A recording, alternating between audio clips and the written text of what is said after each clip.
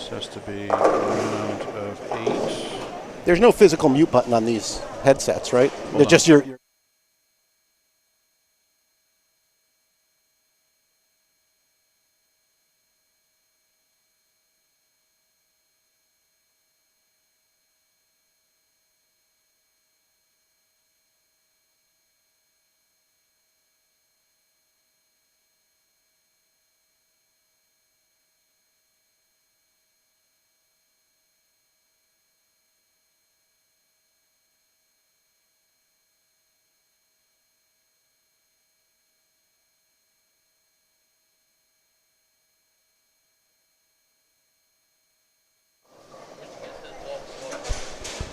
Good afternoon, everyone, and welcome to Chicopee, Massachusetts. We're here at AMF Chicopee Lanes for NEBA number 968, which is a very, very special NEBA. It is the very first NEBA Youth Open, sponsored by Dexter. Thanks so much to Dexter for their sponsorship here. And we are here for the finals. We had entries enough to take 8 bowlers into our finals, and we are here for the round of 8.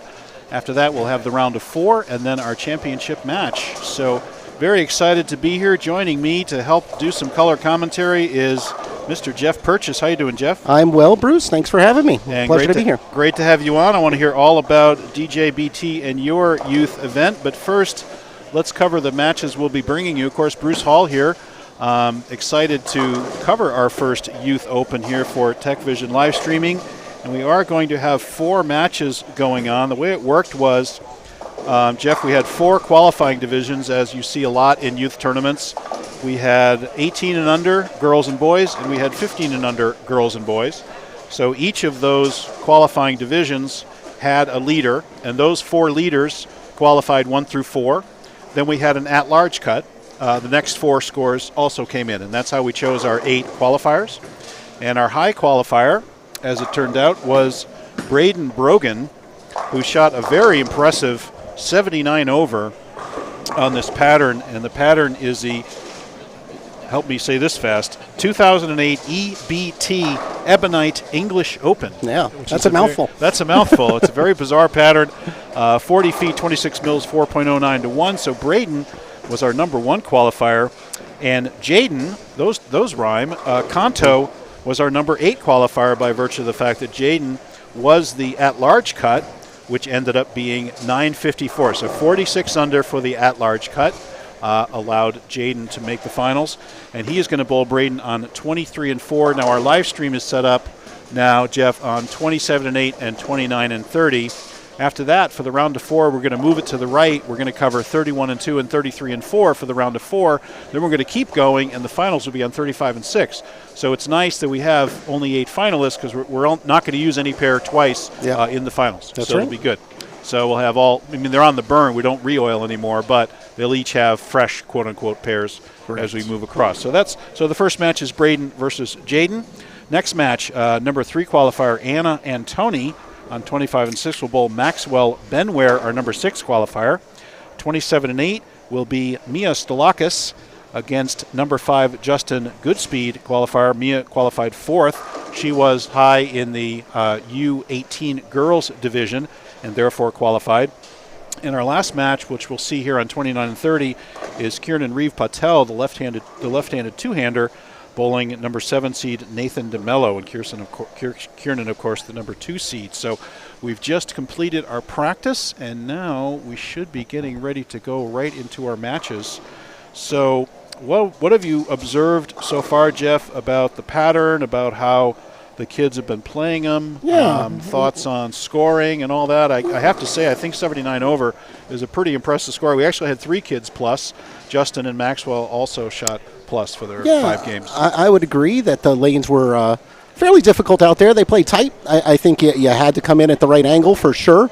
You did see a lot of splits out there and a lot of opens. But once the kids found exactly where they needed to play on the lanes, I think they certainly took advantage of it. I think I saw our leader there, I think it was Braden, right? Is the leader? Yeah, he was. Braden shot a 279 game, so did he really? Wow. He got locked in and was able to take advantage. And obviously lane to lane, side to side here at Chicopee Lanes, they do play different.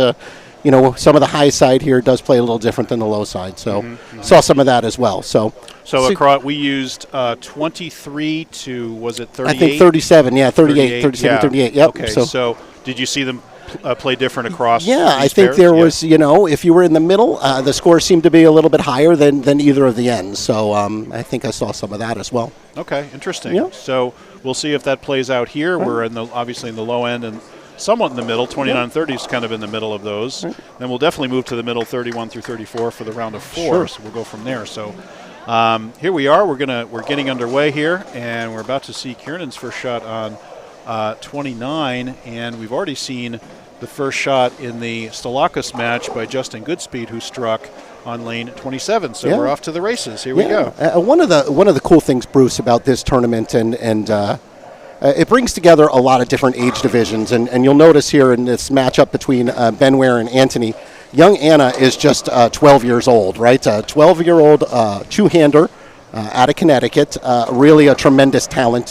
So you're going to definitely see some of her as she continues to grow in this sport. But it's great to have some of the younger kids in here. And I say younger, at 12 years old, you're still developing. As you know, both of our sons went through this youth programs, and I'm a little shocked and saddened to see neither Nate Purchase nor Andrew Hall here bowling the youth. I have to confess, it is sad that they have both aged out, but we have seen these kids, go through this program, and they started both very young. I remember taking Andrew to tournaments in Connecticut, amongst other places. So I remember coaching Nate. That's at, right. Shrewsbury, and then later at Auburn. It's just very interesting to see them young and how they grow through the program. So it's exciting to see again that this bowling youth and it continuing to hopefully grow. That's right.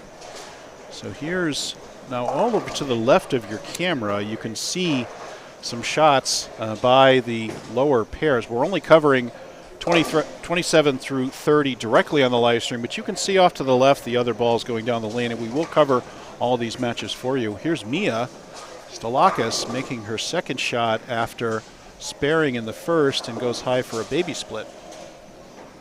And meanwhile, we're perfect on 29 and 30 after frame 1. There's young Anna there, delivering on 26, goes a bit wide. Oh, there she is. Yep. Anna with the black mask. Yep. 12 years old. So inevitably we have to talk about the youngest titleist here in NEBA, because this is a full-fledged NEBA title we're giving away today. Youth title. I think it is a youth title. Okay. I don't think it's that. Yeah, we'll have to double check with the powers that be. Jeff shook his head when I said full-fledged title. Let me ask about that. I thought it was, so we'll have to see. We'll have to double check on that. Okay, we'll update that. We'll know the next round. That's we promise we'll get the right information on that. But nonetheless, the youngest winner of NEBA was Kyle Perillo, and Kyle won at just 16 years, 2 months, 26 days of age. Yeah, not too long ago, right? A year and a half ago. Yeah, I remember doing the interview with him, and there's a beautiful double by Kieran. The guys are perfect on 29 and 30 so far, so looking strong. And here's Justin striking on 28 in his match against Mia, and Mia did miss that baby split, so Justin doubles now. Takes a commanding lead so far over Mia. We'll see how that goes. And let's not forget Kyle's victory was a regular NEBA, right? It wasn't a youth. Right, it wasn't youth or anything. Yeah. Being again, Bruce. And everything we talk about, around who's the youngest winner and all that stuff has all been with regular NEBAs. And there's a triple for Kiernan. So big start there. Pretty good match going on here already. And I was talking to Becky earlier, and I know you and Becky worked together to come up with some interesting stats for us to think about youngest winners and things like that. And Becky, who obviously coaches Sacred Heart, has had a lot of experience with youth. She looks at these 12-year-olds out there and she goes, these kids have all been on Sport Shots for a long time. They're bowling these high-profile tournaments, and they're all very, very tough. Yeah, I would agree, Bruce. One of the lucky things, and I think you saw the beginnings of this when, again, Andrew and Nate were bowling in JBTs and other things. There are a lot of good tournament series out there, and, I'm going to be a little selfish here and certainly promote the DJBT, which is one of those. We bowl on tremendously difficult patterns. I don't think we do anything that is easier than 2-1. So they're bowling on tremendously difficult patterns, and it only helps these youth. What does DJBT So it stands for, so this is Nate Purchase started this tournament series a while ago. JBT stands for Junior Bowling Tour, but the D stands for Doughboy. Nate was a little heavier at the time, and he thought Doughboy would be an interesting name for his tournament. So it was. Well, now isn't he King Shimmy now? He is Team Shimmy, yes. Team Shimmy, Team yes, Shimmy, that's right, exactly. I call him King Shimmy. Yeah, there you go. So that's a good shot by Mia. So, they had an opportunity to bowl on these difficult patterns. And when they come here and they see a 4-1 pattern, which, again, is not necessarily easy, their eyes light up a little bit because, this is a little bit easier. They have a little more miss room. So it is. It's like Norm Duke showing up and bowling on the senior tour patterns. Yeah. Yes, the exactly. Tour pattern. That's right. He led the regular Masters. Yeah. And he comes out on the senior tour and it looks like a house shot to him. That's right. Exactly. So it's all about perspective of what you're used to bowling. Yeah. So and I don't think back when Andrew and Nate were bowling, they didn't have a lot of these opportunities on such difficult patterns. When they were bowling in JBTs and other things, generally on a house shot. Now these kids are introduced to very difficult patterns at a young age. So again, I think that helps them. JSBC had house shots. There was a fair bit. Look at this strike on 29, and he runs that off. He runs it out, and he knew he got away with one there, did Nathan? That was a 1-3-6 coming from the back and striking, as does occasionally happen. But what a great time for it to give him 4 in a row, and we're talking about 3 in a row for Kiernan going for 4 here. So we'll be following these matches. Of course, the number 1, number 8 match, Braden Brogan against Jaden, is way down on 23 and 4, and we'll see if we can track that match for you. This looks left for Kiernan, but he does get it back. And here's Mia with the 6-10. She's going to cover that, no problem. So spares generally very, very good with these players. And there's Anna covering the 2-5-6-7 down on lane 26. And let's see what's going on in that match. And let's see, Anna, let's see. Focus the binoculars here for a minute, and Anna looks to be up by about 6 pins in this match on 25 and 6. And Jeff, we were just covering some of the matches. I know you were had a more incoming information. More incoming information is correct. Have our first blemish here on 29 and 30. They both were clean. All strikes, and Kieran just had an open here in the 4th. So we saw that, and we're looking at Anna's up by about 6 in her match. Yep, she looks to be clean through 4. And I'm trying to get a sense of what's going on in the match down on the Jaden match, and it looks like Braden's in control. He's got open triple, and Jaden doesn't look like he's doubled yet. Actually, he can go spare for 97. So actually, that's within a mark, that match. So we got some pretty close matches here. And looks like Justin got up against Mia and left a 7-10 in the pocket. Justin Goodspeed. A little surprised by that leave. And he goes 8 out.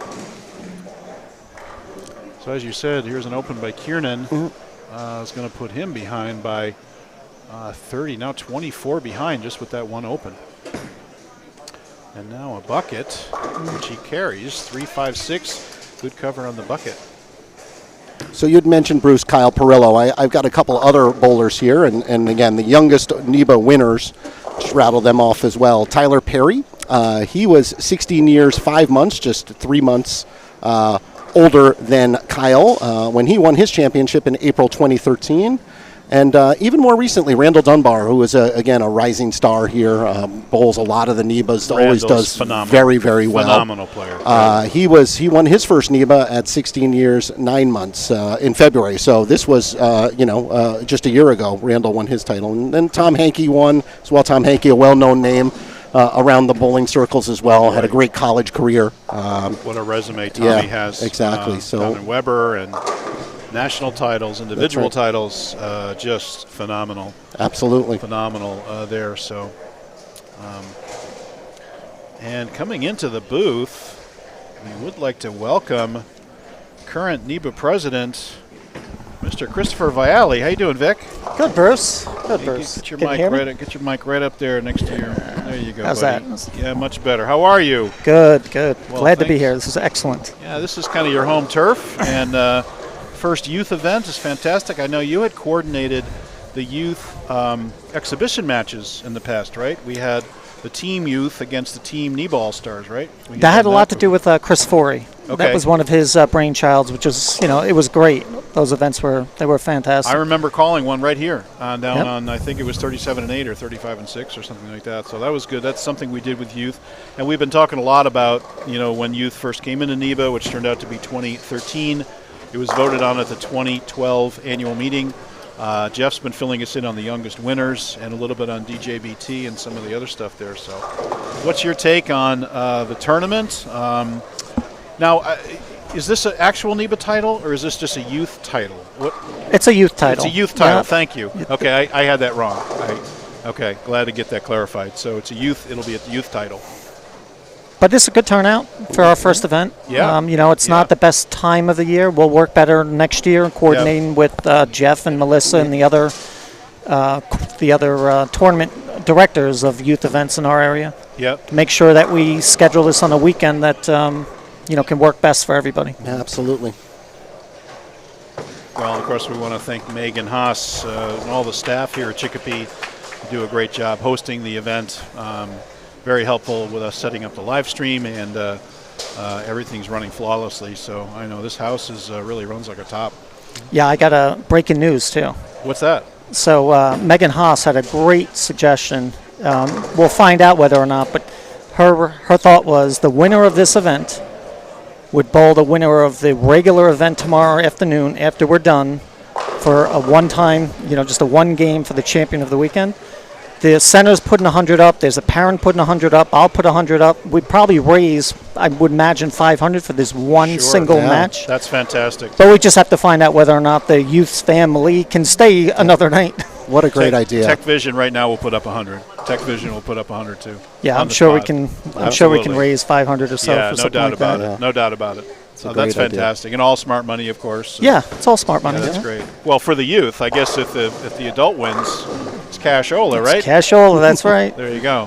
What would be funnier though is if the winner of this event bowls the regular And event cashes and wins. Then they bowl bowl themselves. Yeah, we should still make them bowl to see if, That's right. if which half of their personality win. That's Win-win fine. situation. Front six here, Chris, on Front six for 29 Justin and 30. and Kiernan just trying to keep up. for Nate DeMello. Yeah. Justin did have one shot, Christopher, where he left a 1-3-6 and came from behind. I think that was his fourth in a row, but everything else has been pretty packed and looking very strong. And unfortunately, Kiernan is not bowling that much worse a game, but he's scoring much worse, and he's getting kind of run over here. Actually, Nathan DeMello is running him over here on 29 and 30. Now here's Justin on 27 and 8. He's had a couple of miscues here, and he's trailing Mia now by 10 up in the 7th. Now that's going to go Brooklyn, and very easy to do on this lane pattern. Christopher, you were watching the youth qualify. What was your take on how they were playing the lanes? How tough are they? How hard is it going to be for you and I at 6 o'clock coming up here for the regular Savage Arms Open? I tell you, they're used to bowling on tough conditions. So much better of an environment growing up for them than it was for us when we bowled on, easy shots all the time. They were challenging for sure. And a lot of these young kids, man, they can throw the ball good. How about front seven for Nathan? Speaking of throwing it good, phenomenal. Just phenomenal. It's a big shot there. Shot there. It's a three-bagger, I think. Yep. Yeah, I think so. That's going to be Takes the 25 lead. and 6. That's the Anna Maxwell Benoit match. Maxwell drove 4 hours for this event. Certainly from did. He's up in the Buffalo area. Yeah, he Keysville, New came in York. from Peru. Yeah, Peru. He's 10 minutes south of Canada. Yeah. So crazy. And See if he can- the girl, the young girl Anna. that he's 12 bowling. years old. Yeah, oh my God. 12 years old, and I got another important fact for you guys and our viewing audience. She led all of junior gold as an 11-year-old girl for her division. Kidding. My goodness. All of junior gold during qualifying. Well, she did not do well in the brackets, unfortunately, but she led all of qualifying. Just a tremendous talent. I'm sorry to say, guys, that the official TechVision live stream binoculars have Anna shut out at this point. So it will be Justin Goodspeed advancing. No, Max Benware. And Max Benware advancing over Anna Anthony. She led all of qualifying? She led how many all girls? of U12 girls for her division. How many? Maybe Like 600, 700? You know, probably not that many. Probably 150, something like that, but still. Still, that's crazy. Yeah. Thousands and thousands of kids go to that event. They're lined up around the building to check in. I know that. Build-ins, right? Crazy. Very, very talented young lady. And she will be a force. Nathan's streak ends at 7. I missed it. Yep. And now it's going to be a 3-6-10, and that will be an open. However, let's give Kiernan the sheet at 2:21, and Nathan would only need a mark out of the next 2 frames to lock up the match. And we'll see what's going on with our high qualifier, Hayden. Hayden's cruising at a 2:10 pace. Braden. And, Braden. And his opponent can go out for 2:13. So that match not over. Down on. Speaking of travel, I think Braden ended up coming from the New York, New Jersey area. So I think he came up from. Do you have that officially? Stony Brook, Long Island. Yep. Oh yeah, that's right. That's a 3-4 hour drive. I used 4 hour drive. 14. I know where that is. 14 years old, high qualifier at 79 over. Yep. Yeah. Pretty impressive. That would make the regular cut on this. Yes, it would. I think so. Actually, give me a prediction for the numbers here. You know, we're not bowling on exactly the same thing. Later on, this pattern, of course, is the 40-foot, 26 mils, 4.09 to 1. Vic, we're bowling on 39 feet, 22 mils, 4.5 to 1. So a little bit more ratio, a little less length, and a little less volume. I don't think it's going to be that much easier, though. No. So, I mean, we bowl the I-91 tournament here. How were those scores on Tuesday? I wasn't able to make it. I wasn't here either. You weren't here either? Okay. I heard they were not great. I did not get an official, great. but I heard that there was a struggle. Was it? There was a struggle. Interesting. Okay. Because the guy The you week definitely before, want too. the guy you want to check in with there is Dennis Bissonette. Yeah. See what happened on that. If I can see around Kiernan here to see what's going on here. So that was actually Braden that opened. So Braden now with 184 in the 9th. And Jaden up with now, because of his double, he's got 173 pace in the 9th. So 11-pin lead for Braden. Might be backwards. I think Jaden is not on a double. Jaden, let's see. You might be right about that. Yeah, I think he's just finishing his match on the left side there, his scoreboard. So Braden is on a double. Braden is on it, so Jaden is a left-hander. It doesn't help that their names rhyme. I was going to say, this is not making it any easier. This Mia match, though, here I can't see their shirts. Oh, good shot. Great shot by Mia. This Stalakis matches. Well, Mia now up 20 in this match. And Nate actually needed that to lock up the match. Still needs a mark. Yeah. Now Nate still needs a mark.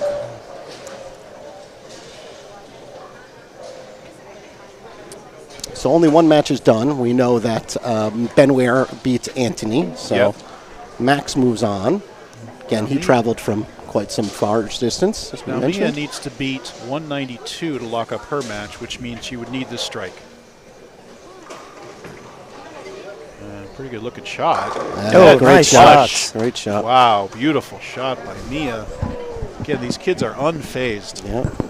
So Mia will advance. Mia, senior in high school. I think she's headed off to Tulane next year to bowl collegiately. Full ride at Tulane. Good for her. Exactly. So, yeah, very exciting for her. And her mom is tremendously proud. Yes, as she should be. I was talking to Mia earlier, and she's nervous. She's like, oh, Division I, it's going to be an awful lot. College bowling is certainly an adjustment. It really is a different world. So, and this will take care of the Nathan match. Yeah. Nathan will move on. It will be Nathan against Mia on 33 and 4. It's the last match is the Jaden Braden. Jaden Braden. I think Braden is on a double. Score. Yeah, we have a score up of 203.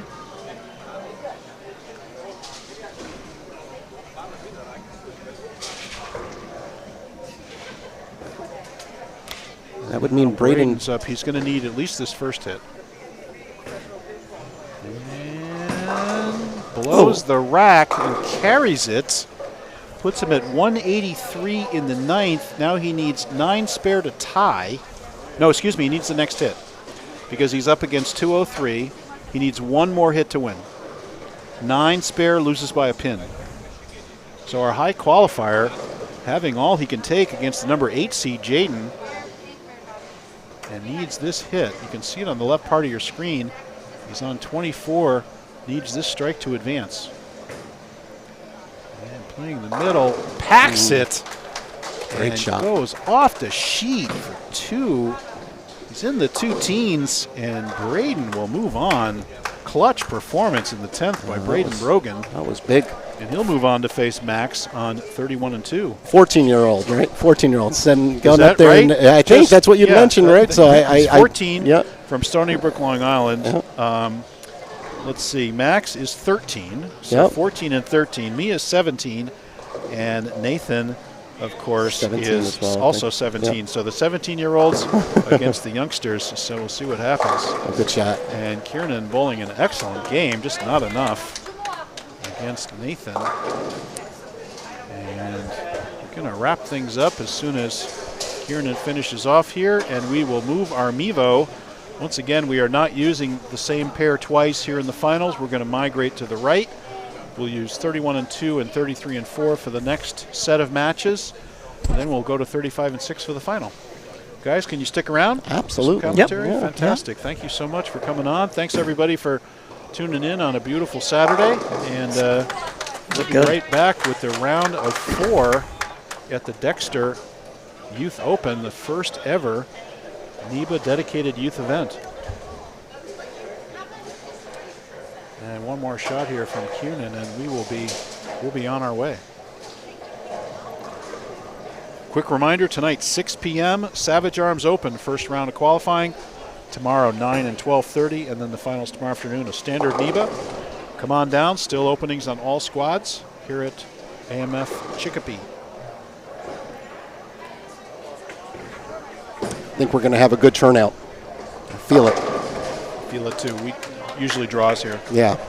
It's a good centralized location, I think. You get the people from New York, around the Albany area. It's not too far of a drive. And I get some from Connecticut. I won my first title here. There you go. Really like it here. Against who? Seoul. There you go. Against Seoul. It took me forever to do it, but I did it. So, and there we have it, guys. We've wrapped it up. We'll be right back with the round of 4. Thanks, everybody.